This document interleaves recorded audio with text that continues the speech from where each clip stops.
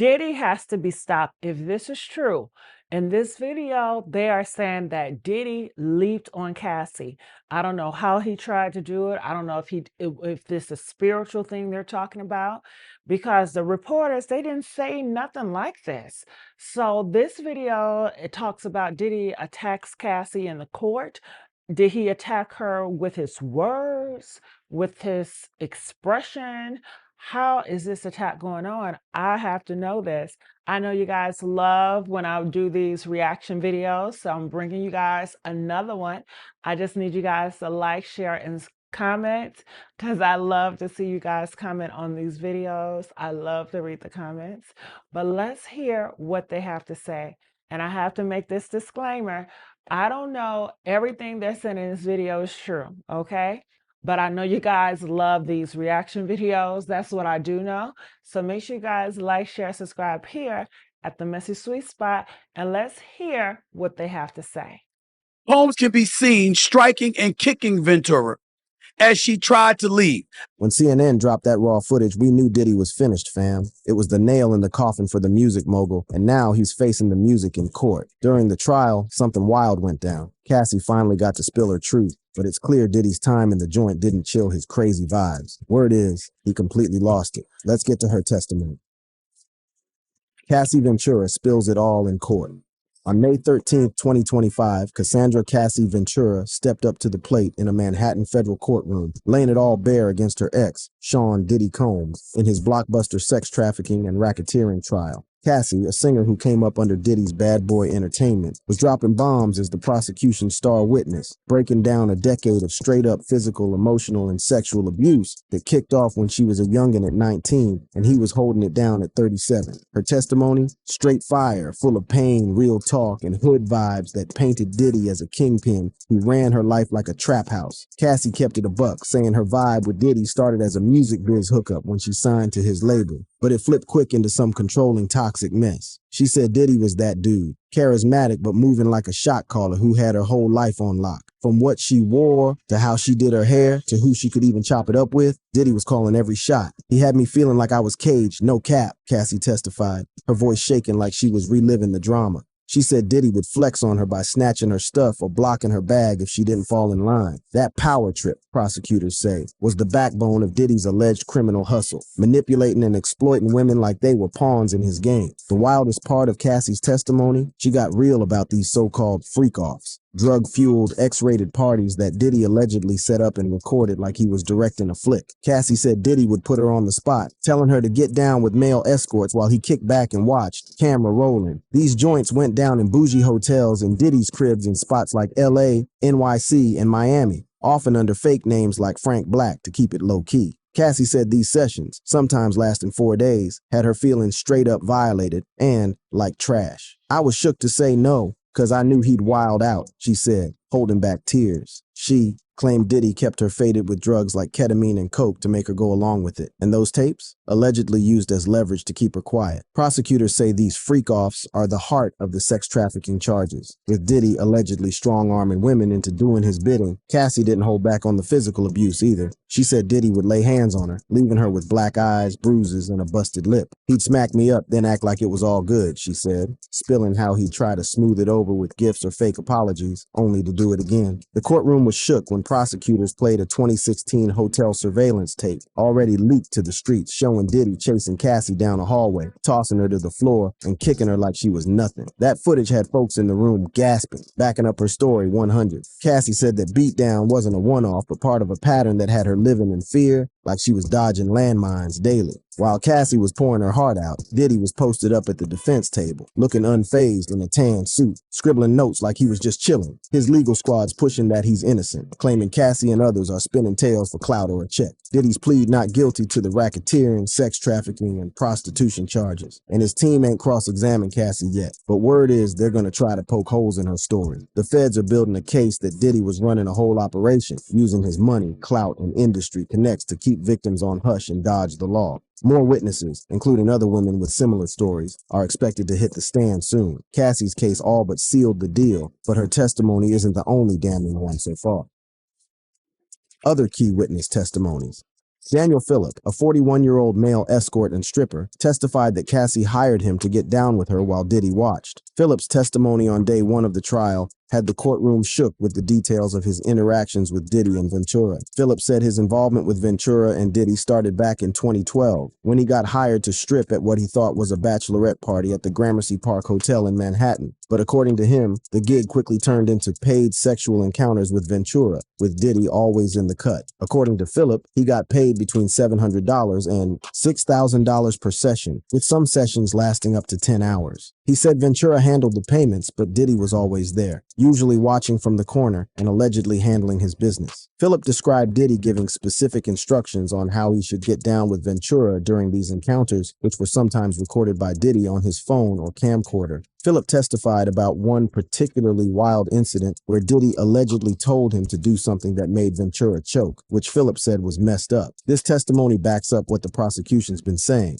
that Diddy orchestrated and controlled these sexual encounters, sometimes in ways that could hurt people. One of the most disturbing parts of Phillip's testimony was when he described seeing Diddy put hands on Ventura multiple times. In one incident, he claims he saw Diddy throw a bottle at Ventura, grab her by the hair, and drag her into a bedroom when she didn't come when he called her. Another time, Phillip described Diddy allegedly dragging Ventura by her hair into a bedroom while she was screaming, with Phillip hearing slaps and Ventura saying sorry. According to his testimony, Ventura then ran out of the room with no clothes on and jumped into Phillip's lap, shaking like crazy. Phillip admitted he didn't step in or call the cops about these incidents because he was scared for his life, describing Diddy as someone with unlimited power. He also mentioned that Diddy had snapped a pic of his driver's license, which he took as a threat. This fits with the prosecution's portrayal of Diddy as someone who used intimidation and fear to keep people in check. According to Phillip, he asked Ventura why she was still with Diddy despite the abuse, warning her about how dangerous it was to stay with him. Ventura reportedly didn't give a clear answer. Phillip also claimed he would have done the encounters with Ventura for free, suggesting he had feelings for her, which the defense later used to try to make him look bad. On May 13, 2025, Diddy's defense attorney, Xavier Donaldson, went hard at Phillip during cross-examination, trying to make him look like a hater who was jealous of Diddy and had the hots for Ventura, wanting to shoot his shot with her. The defense also tried to catch him slipping on inconsistencies in his previous statements, but Phillip clapped back by correcting Donaldson multiple times when incorrect info was presented.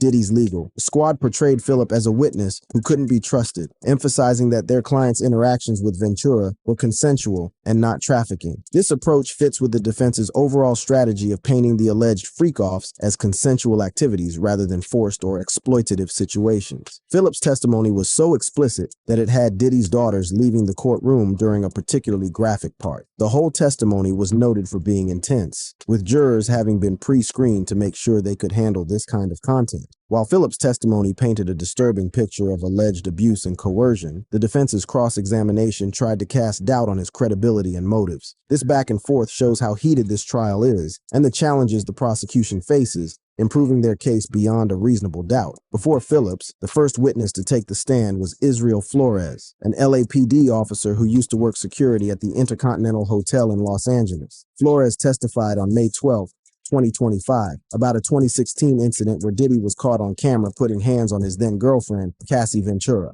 Flores broke down what went down on March 5, 2016, when he responded to drama at the Intercontinental Hotel. The jury got to see the surveillance footage that showed Diddy wild out on Ventura in the hotel hallway, beating her, kicking her, and dragging her back to their room. This video, which CNN leaked back in May 2024, is a major piece of the puzzle for the prosecution, showing Diddy allegedly using violence to keep people in check. During his testimony, Flores pointed out that Ventura had a purple eye after the incident, showing she got roughed up for real. When Diddy's lawyer, Brian Steele, cross-examined him, he tried to poke holes in Flores' story, highlighting that the purple eye detail wasn't in the original 2016 report. This is all part of the defense's strategy to make witnesses look like they're capping. One of the most explosive parts of Flores' testimony was claiming that Diddy tried to slide him some hush money to keep quiet about what went down. Flores said Diddy or his people approached him with cash to make sure he didn't report the assault or talk about it. This fits with what the prosecution's been saying, that Diddy used his bread and influence to cover up his behavior. including allegedly dropping $100,000 to hotel staff for what he thought was the only copy of the security tape. The prosecution is using Flores's testimony to establish that Diddy has a history of violating people, especially when it comes to Ventura, who's being called victim 1 inch in the paperwork. Legal analyst Misty Maris pointed out that showing the 2016 video early was a smart move because it backs up the prosecution's claim that Diddy used force, fraud, and coercion to control people in his alleged criminal activities, including the so-called Freakoffs. Other expected witnesses include a woman called Nia, a former employee of Diddy, who's expected to testify that Diddy forced himself on her sexually multiple times. Another male escort is also expected to testify about being part of a freak-off and seeing Diddy rough up Ventura during the event. These additional witnesses would potentially back up Phillips' testimony and add to the evidence of alleged violence and coercion. However, the participation of victim 3 is up in the air because they're having trouble reaching her lawyer. This has created mad tension in the trial, with Diddy's defense asking for a mistrial or delay, arguing that the uncertainty messes with their preparation. The defense claims that not knowing whether victim 3 will testify makes it harder for them to counter the prosecution's story. On the flip side, the defense is saying these were consensual, lavish parties that reflected Diddy's celebrity lifestyle, and that accusers are just trying to get paid, especially through civil lawsuits. In their opening statements, Diddy's attorneys argued that the encounters described by witnesses like Phillip were consensual and involved capable, strong adult women in voluntary relationships. They admitted Diddy had been violent but denied the allegations of sex trafficking or racketeering. The trial, expected to last 8 weeks, has drawn major attention due to Diddy's status as a music mogul and the graphic nature of the allegation. The judge has imposed restrictions on Diddy's communication from jail, citing concerns about witness tampering, which shows just how intense this case is. Despite the damning consequences, Diddy's defense is putting a strong case make the public anxious about Diddy beating the charges. Will Diddy get away with it? The federal prosecutors, led by Assistant U.S. Attorney Emily Johnson, are building their case on the claim that Diddy was the head of a criminal organization that forced women into sexual situations for decades. That 2016 video showing Diddy putting hands on Ventura is a key piece of evidence they're using to show Diddy's pattern of abuse. The prosecution's whole approach is to paint a complete picture of a man who allegedly used his fame, connects, and money to exploit and control women. Central to their case are the allegations about these freak-offs, supposedly drug-fueled sexual encounters that Diddy is accused of orchestrating. These events, as described by witnesses like Daniel Phillip, allegedly involved hired escorts, drugs like Special K and X, and were sometimes recorded. The prosecution's trying to prove these weren't consensual activities, but part of a systematic pattern of exploitation and coercion. The prosecution also emphasizes how Diddy allegedly used intimidation and fear to keep victims and witnesses in check. Testimony from witnesses like Phillip, who claimed he feared for his life and described Diddy as having unlimited power, supports this narrative.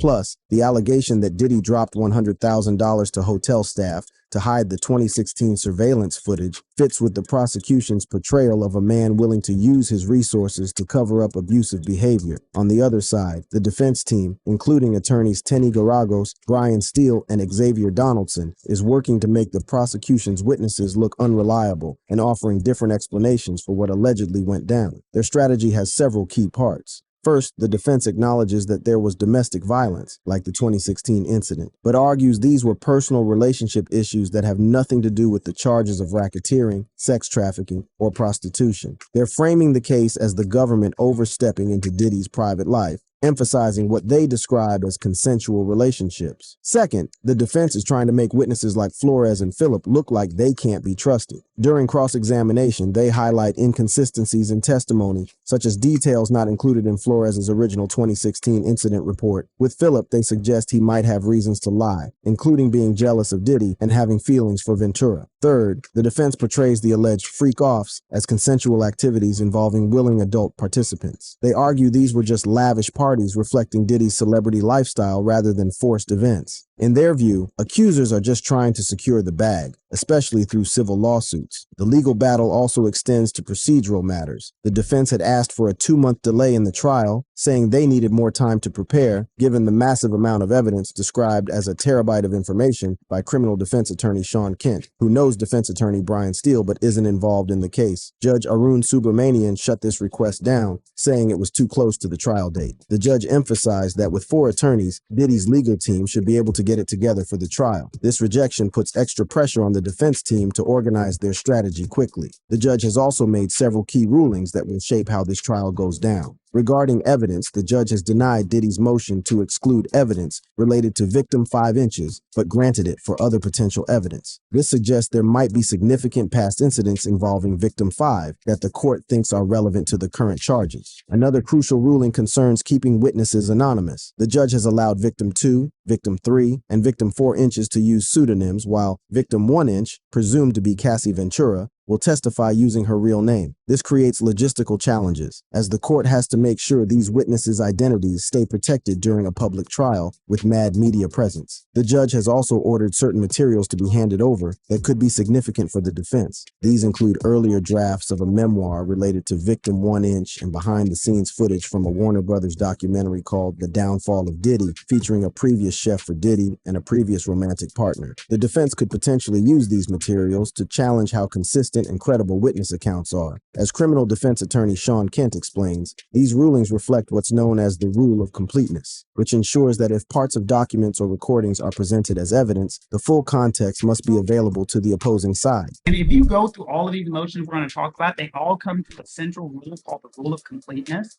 And here's what the rule of completeness is. And it ain't complicated, it's common sense. Both sides are facing major challenges as the trial moves forward. For the prosecution, proving a pattern of criminal behavior spanning 2 decades is no small feat. They need to establish not just that Diddy was wilding out, but that his actions were part of a criminal enterprise involving racketeering and sex trafficking. The reported difficulty in reaching victim 3 highlights another challenge: keeping witnesses cooperative throughout a lengthy and high-profile trial. For the defense, the sheer volume of evidence and number of accusers presents a serious obstacle. With over 60 lawsuits alleging sexual assault and exploitation, and attorney Tony Busby claiming to represent 120 accusers, the defense has to address multiple allegations spanning decades. The denial of their request for a trial delay makes this even harder, forcing them to prepare rapidly for cross-examination of numerous witnesses. The existence of physical evidence, particularly the 2016 surveillance video showing Diddy assaulting Ventura, is another major hurdle for the defense. While they acknowledge the incident happened, they need to convince the jury that it represents a personal relationship issue rather than evidence of a pattern of coercive behavior related to the criminal charges. The vibe in the courtroom reflects how high the stakes are in this case. According to BBC senior producer Pratiksha Gilio, who was in court, Diddy showed up wearing light tan prison attire and slip-on shoes, looking fairly relaxed, if a bit solemn. She noticed that he has grayed substantially over the past few months and seems to have lost weight. He appeared wearing like sort of light tan prison attire, and he was wearing slip-on shoes.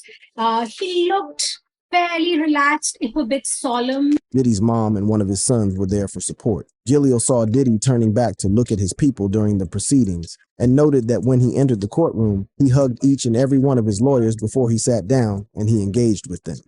One thing that struck me was also that when he entered the courtroom, he hugged each and every one of his lawyers before he sat down and he engaged with them. The courtroom was described as pretty packed for a pre-trial hearing, with a mix of journalists, members of the public, and Diddy's supporters, including one rocking a Free Puff sweatshirt. The federal court has tight security, with only paper and pen allowed inside, and no electronic devices permitted for journalists. This case has serious implications beyond the courtroom. For the music industry, it represents a potential day of reckoning with issues of power, exploitation, and abuse. The allegations against Diddy span almost his entire career, raising questions about whether the industry enabled or looked the other way when it came to problematic behavior. An interesting layer of this case is how it connects to other high-profile situations in the entertainment world. The Diddy trial has links to other drama, including a lawsuit filed by Tony Busby against former NFL star Shannon Sharpe. Sharpe, who previously had comedian Cat Williams on his podcast where Williams aired out his thoughts about Diddy, is now facing heat from the same lawyer who's coming at Diddy with multiple cases. Sharpe has straight up denied the allegations against him,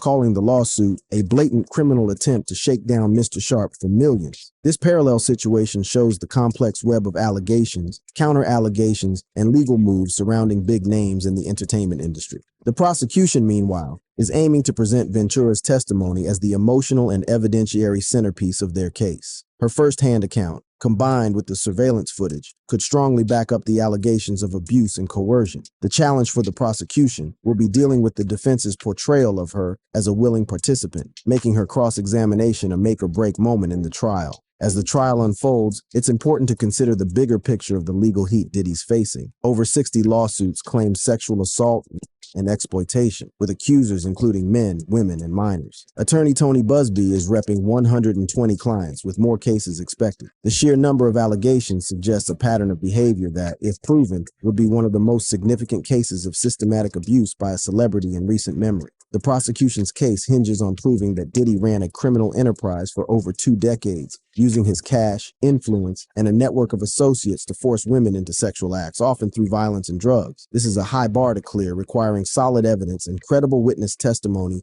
to establish beyond a reasonable doubt. Diddy's defense squad, meanwhile, faces the insane task of addressing multiple allegations spanning decades. Their strategy appears to be attacking the credibility of individual witnesses while maintaining that any sexual encounters were consensual and any violence was just between him and his partners rather than connected to a criminal enterprise. The legal battle is happening with mad public interest and media coverage. The trial, held at the Daniel Patrick Moynihan U.S. Courthouse in New York City, has attracted serious media attention, with journalists and members of the public packing the courtroom. This level of attention adds another layer of complexity to the proceedings, as both legal teams have to navigate not only the courtroom dynamics, but also public opinion. The implications of this case go way beyond Diddy himself. For the music industry, it represents a potential moment of truth, forcing a conversation about power dynamics, exploitation, and the treatment of young artists, especially women. The allegations spanning decades raise questions about what was known, what was ignored, and what might be changing in terms of accountability and oversight. As BBC World Service YouTube channel host Anushka Matandardati noted, the speed at which this case has moved toward trial has been surprising. Hello and welcome back to Diddy on Trial from the BBC World Service YouTube channel with me, Anushka Matandardati. Make sure you subscribe so you never miss a thing. How many times have we said during the prep and the build-up to this trial that it all felt a little speedy? This rapid pace shows how serious the charges are and the court's determination to keep things moving. For Diddy, who initially pushed for a speedy trial, but later asked for a delay, this pace creates major challenges for his defense team. As the trial continues, more witnesses will take the stand, more evidence will be presented, and the competing narratives of prosecution and defense will continue to unfold. The outcome is still up in the air, but one thing's for sure, this case has already had a deep impact on how people view power, accountability, and justice in the entertainment industry. The Sean Diddy Combs trial is bigger than just the legal proceedings against one individual. It represents broader questions about power, exploitation, accountability, and the pursuit of justice. As we continue to follow this case, we're watching not only the specific allegations against Diddy, but also a reckoning with systemic issues that have been part of the entertainment industry and beyond for too long. Thanks for staying tuned. Check out more boxes on the screen. Diddy's world is falling apart, and it's all playing out in real time. First, a judge shut down his $50 million bail offer, keeping him locked up until trial. But now, things have taken a wild turn with new rumors suggesting that Diddy's threatening the judge. Stay locked in because we're about to break it all down. Diddy's bail denied. Man, things just keep spiraling for Diddy, and it's looking worse by the day. His bail hasn't just been denied once, it's been shut down twice. And now there's talk that he might have even threatened the judge. Whether that's true or not, nobody knows for sure, but with everything going down, nothing seems off the table. You'd think with $50 million on the table, he'd walk out of that courtroom, no problem. But even that kind of cash can't change the fact that he's facing some serious charges. The whole bail drama kicked off on Tuesday, the 17th, when Diddy rolled into court after his arrest. He stood before U.S. Magistrate Judge Robin Tarnofsky, pleading not guilty to some heavy charges: racketeering, sex trafficking, and transportation for prostitution. Diddy's legal team tried to pull all the stops, requesting home detention with GPS monitoring on a $50 million bond. This bond was secured by his $48 million Miami mansion and his mom's house nearby. And to show he wasn't playing, Diddy, his mom, and even his daughters all handed over their passports to his legal counsel. His lawyers made it clear, Sean Combs has never evaded, avoided, eluded, or run from a challenge in his life. And to back it up, Mark Agnifilo, Diddy's lawyer, told the press that Diddy willingly flew to New York to face the charges head on.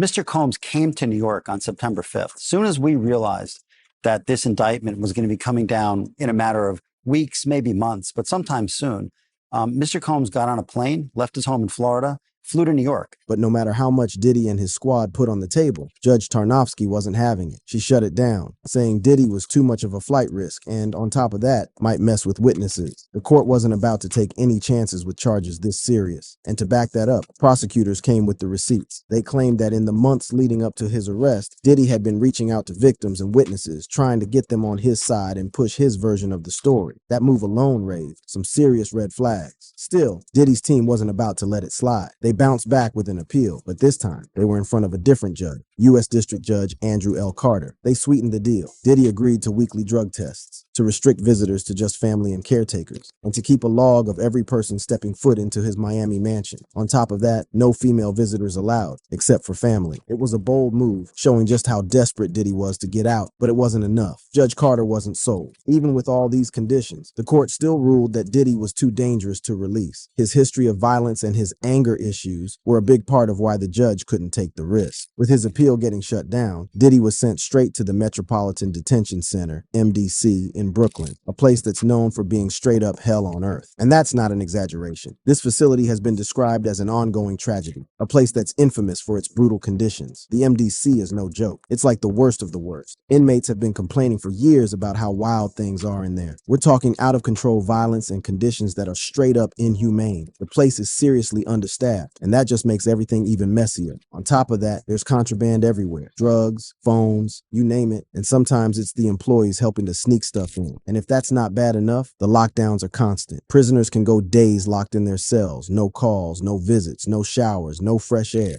For Diddy, used to living in mansions and private jets, this is a whole different kind of reality, a far cry from the life he's used to. But how did we even get here? Let's rewind to September 16th, the day Diddy got taken in. What's wild is that Diddy knew the charges were hanging over his head, but he clearly didn't expect the feds to come for him that day. Just hours before his arrest, Diddy was out in Central Park, acting like it was just another regular day. Fast forward a few hours, and Diddy was seen again, this time with his son, Christian Combs, still moving like he had no care in the world, completely relaxed, as if he was untouchable. Just 30 minutes before the arrest, Diddy was still chilling with a group of friends, probably cracking jokes, completely unaware that the feds were closing in on him. What started off as a sunny day full of smiles ended with Diddy in handcuffs facing one of the most serious indictments of his career. And trust me, the details of that indictment is straight up wild. The indictment alleges that between at least 2008 and the present, Combs abused, threatened, and coerced victims to fulfill his sexual desires, protect his reputation, and conceal his conduct. The indictment against Sean Diddy Combs paints a dark picture of a world built on manipulation and abuse, with the notorious Freakoffs at the center of it all. These weren't just parties. Diddy allegedly set them up, directed them, and even recorded the whole thing. According to the indictment, Diddy and his crew used fear tactics and manipulation to lure women into his circle. It would often start off with a romantic vibe, but once they were in, it became something far more twisted. These women were coerced into participating in these freak-offs, where multiple sex workers were involved. It didn't end there. Diddy allegedly went all out for these events, flying in sex workers from across the globe to make sure his parties were next level. Everything had to be perfect. His team would meticulously set up the venues, making sure the most expensive bottles were lined up, and even details like fresh linens were handled with precision. Every single aspect was planned down to the finest detail, ensuring these nights went off without a hitch. Back in March 2024, when federal agents raided Diddy's homes in both Los Angeles and Miami, what they found left everyone stunned. Over 1,000 bottles of baby oil and lubricant, along with narcotics. The sheer amount of these supplies painted a shocking picture of the scale of these events. But what really shook people were the stories of violent outbursts during these freak-offs. Authorities claimed that Diddy didn't hesitate to get physical when things didn't go his way. Diddy would kick, punch, and even drag women by their hair during these freak-offs. Women were reportedly left with serious injuries, and some needed days to recover. He used the footage from these nights as a weapon, threatening to ruin their lives if they ever spoke out about what went down. What makes these freak-offs even more disturbing is how well they were hidden. Back in 2012, a freak-off got so out of control that a Manhattan penthouse was trashed beyond recognition. Diddy had to pay $46,000 just to cover the damage, not just to replace broken furniture, but to erase any evidence of what went down that night. The indictment also digs deeper into the role of Combs Enterprise, Diddy's network of loyal associates who helped run both his global business and his personal life. These associates allegedly did more than just assist. They used violence, threats, and coercion to keep Diddy's power, reputation, and brand intact. That's why Diddy got hit with the RICO, Racketeer Influenced and Corrupt Organizations Act charge. Now, a RICO RICO charge is no small thing. This is usually aimed at taking down organized crime by targeting the leaders behind it all. For Diddy, prosecutors are saying that he committed multiple offenses within a 10-year window that tie back to this broader criminal enterprise. But that's not where it ends. The surprises in Diddy's indictment keep stacking up. During the raid, police also uncovered a stash of firearms at his crib. As you can see here, this is a drum magazine, large capacity, and it contains, I believe, 59 rounds. I mentioned as well, we recovered 3 AR-15s. This is a close-up shot of one of the AR-15s, and you can see right here, the serial number has been thoroughly defaced. Following his indictment and the judge denying his bail, Diddy's lawyer came out swinging, talking big, saying Diddy's innocent and he's ready to fight the case with everything he's got. Mr. Combs is a fighter. He's going to fight this to the end. He's innocent. He came to New York to establish his innocence. While Diddy's lawyer is pushing hard to prove his innocence, it's hard for a lot of folks to buy it, especially when you hear all the wild details surrounding the allegations against him. The allegations against Diddy.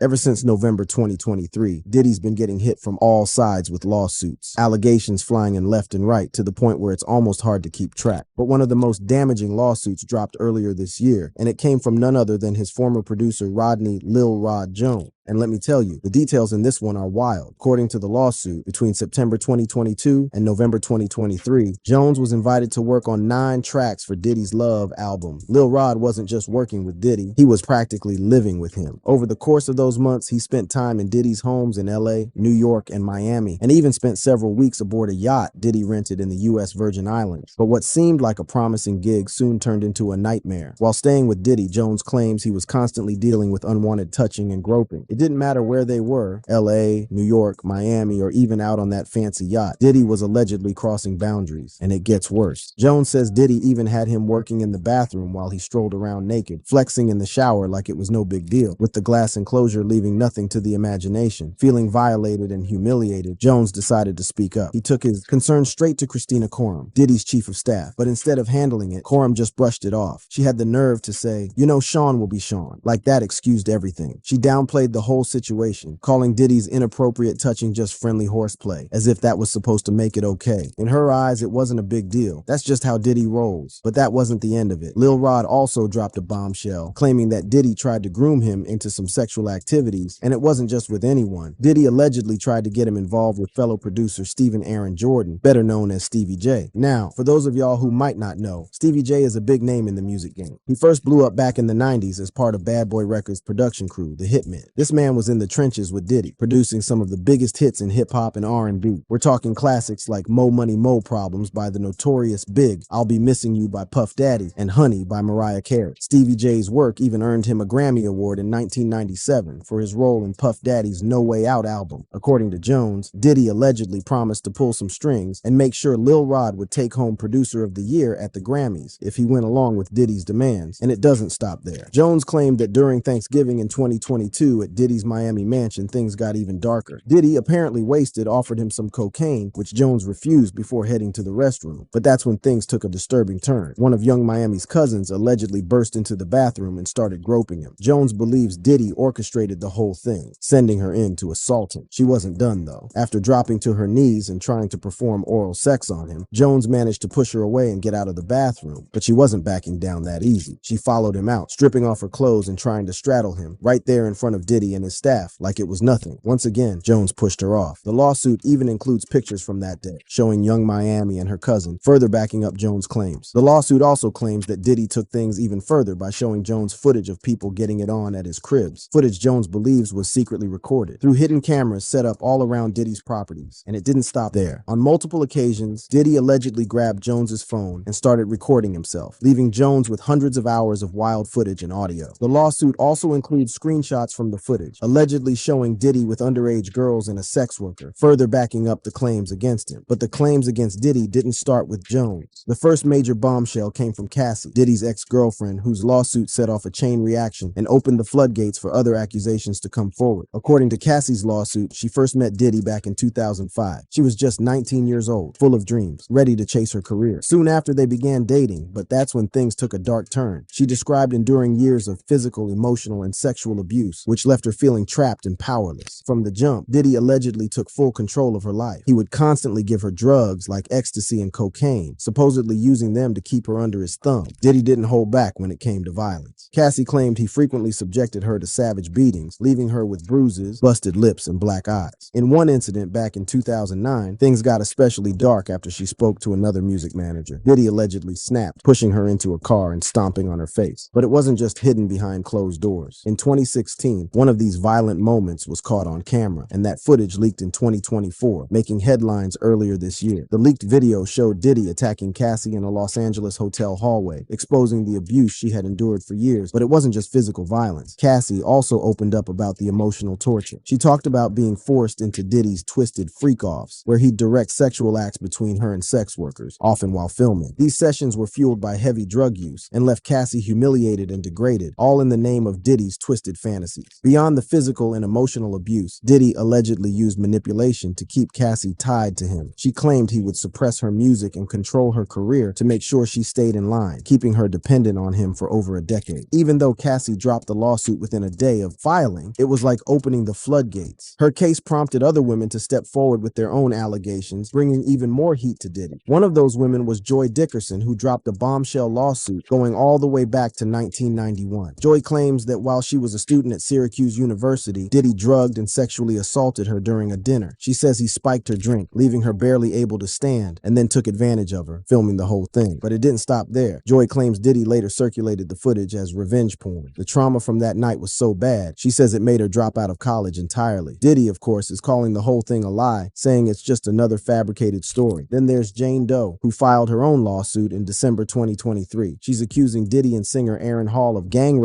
her and a friend over 30 years ago. According to her, after a party at Uptown Records, Diddy and Hall forced them into sexual acts, and things took a turn when Diddy allegedly got violent. Jane Doe says he choked her until she passed out to keep her from telling anyone what went down. And just when you thought the allegations couldn't get any messier, another ex, Gina Huynh, has had her past claims resurface. Like I said, these accusations keep stacking up, making it harder to keep track of all the drama surrounding Diddy. Gina and Diddy had an on and off relationship for years, and according to her, it wasn't just rocky. It was straight up abusive. She's been vocal about the violence, describing how Diddy would hit her, hurt her, and even stomped on her stomach during one argument. In past interviews, Gina detailed how the emotional and physical abuse took a toll on her, painting yet another picture of Diddy's dark side. He stomped on my stomach really hard, and I took the wind out of my breath. I couldn't breathe. Took my hair and was dragging me across the grass in my hair with my hair. But it wasn't just about the physical damage. Just like Cassie, Gina had to deal with constant emotional and mental abuse. She claimed Diddy would tear her down by comparing her to Cassie, telling her that she was the bad one, while Cassie was the good one. He would always compare me to Cassie and tell me that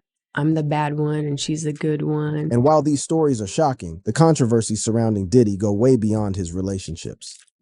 Other major controversies. Diddy's got a laundry list of controversies beyond the lawsuits. It's actually wild. One of the craziest involves a woman who claims Diddy shot her in the face. This all goes back to the infamous 1999 Club New York shooting, one of the most notorious incidents tied to Diddy's name. The shooting went down in the early hours of December 27, 1999 at Club New York in Manhattan. The place was packed, the energy was high, and then out of nowhere, shots rang out, sending the whole club into chaos. In the middle of it all was Natanya Rubin, who caught a bullet right between the eyes. Miraculously, she survived, but she's had fragments of that bullet lodged in her face ever since. Now, here's where it gets even crazier. While Jamal Shine Barrow took the fall for the shooting and got sentenced to 10 years in prison, Rubin has been saying for years that it wasn't Shine who shot her. She's claiming it was Diddy himself who pulled the trigger. You have said since really right after the shooting that it was P. Diddy who shot you. I said it immediately. I literally watched them pull out the guns. I've had a clear point of view. I mean, for God's sake, I got shot in my nose. Rubin says she saw Diddy fire the gun, and she's so serious about proving it that she's willing to have the bullet fragment removed from her face as evidence. Diddy was arrested after the shooting, but was acquitted of all charges, which some say was part of a bigger cover-up to protect him and his then-girlfriend Jennifer Lopez, who was also at the club that night. Despite the acquittal, Rubin isn't letting it go. She's been fighting for years to get the case reopened, and in 2008, she hit Diddy with a $130 million lawsuit. The case was eventually settled in 2011, but Rubin woman is still speaking out, saying Diddy's responsible and she won't stop until the truth comes out. And it doesn't end there. Diddy's name has also come up in connection with another huge controversy, the murder of Tupac Shakur. The beef between Diddy's Bad Boy Records on the East Coast and Death Row Records, led by Suge Knight, was one of the most infamous rivalries in hip-hop. It's believed that this East Coast versus West Coast feud played a big role in Tupac's murder back in 1996. According to court documents filed in 2024, Dwayne Keffy D. Davis, who was arrested in connection with Tupac's killing, claimed that Diddy allegedly paid $1 million to have Tupac murdered. The documents highlight that Diddy was allegedly willing to go to great lengths to protect his empire during the height of the East Coast versus West Coast feud, and this included putting a hit on Tupac and Suge Knight. Davis admitted that Diddy was terrified of Suge Knight and the tension that had built up between the two labels. Diddy has repeatedly denied these accusations in the past, dismissing them as false and nonsense. So we don't talk about things that are nonsense. We don't even entertain nonsense, my brother. And as if that wasn't enough, there's another wild theory floating around that ties Diddy to the death of Michael Jackson. Why? Because of one name, Fahim Muhammad. If you don't know, Fahim was once Michael Jackson's head of security and later became Diddy's top security guy. Based on the lawsuit from Lil Rod, Fahim was known for being Diddy's cleanup man, the one who made problems and people disappear. Fahim allegedly played a major role in covering up incidents, including the 2022 shooting at Chalice Studios. According to Jones, Diddy held a writer's camp at the studio with his son Justin Combs and his friend G present. Things escalated and multiple shots were fired. When the smoke cleared, G was bleeding from his leg and hip while Diddy and Justin calmly walked out. Jones claims Diddy gave strict orders to tell the cops he had nothing to with it, covering up what really went down. And Fahim, he was right there cleaning it all up. But here's the kicker. Fahim was also at the scene when Michael Jackson died. Well, guess what, ladies and gentlemen? The cleanup guy, Mr. Fahim Muhammad, was also on the scene when Michael Jackson died. The fact that Fahim later worked with Diddy only adds more fuel to the fire. Some conspiracy theorists believe Diddy's is somehow involved, and that's not even the end of it. There are some wild allegations coming from Jaguar Wright, who's been making waves with her claims that Diddy had a hand in the death of his ex-wife, Kim Porter. Kim died from pneumonia, but there's the first coroner's report that said that she died. It was ruled a homicide, and they found toxins in her body to prove that she had been poisoned. You know, they have poisons that create heart attack and pneumonia-like symptoms. Now, Kim's death was officially ruled as the result of lobar pneumonia, a severe lung infection, and it was labeled as a natural cause. But according to Wright, there's a bigger, darker story underneath the surface. These are some serious allegations, adding to the mountain of legal trouble that Diddy's already drowning in. Right now, Diddy's still sitting behind bars fighting for bail. But if you ask a lot of folks, they'll tell you he's right where he belongs. Thank you for watching. If you enjoyed watching this